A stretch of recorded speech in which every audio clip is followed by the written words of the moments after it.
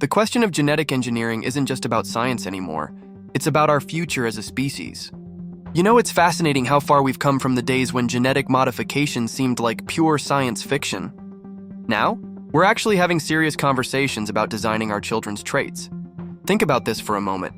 What if you could guarantee your child would never get heart disease? Or what if you could enhance their intelligence? Sounds amazing, right? But here's where it gets complicated. I remember talking to a friend who works in biotech, and she posed an interesting question. If we can prevent suffering, don't we have a moral obligation to do so? It really made me think. We vaccinate our kids to prevent diseases. Is genetic engineering just the next logical step? But here's the twist that keeps me up at night. What happens when we start moving beyond preventing diseases?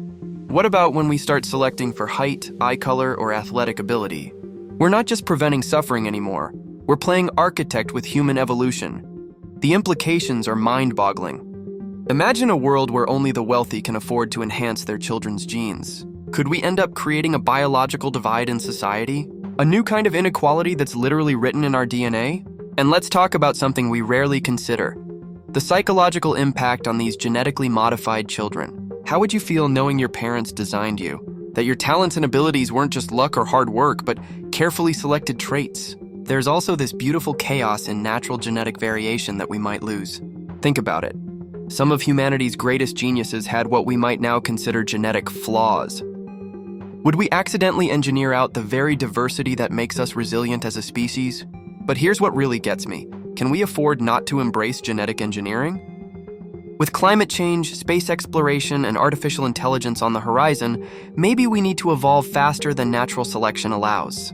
Maybe genetic engineering isn't just an option. It might be necessary for our survival. The truth is, this technology is already here.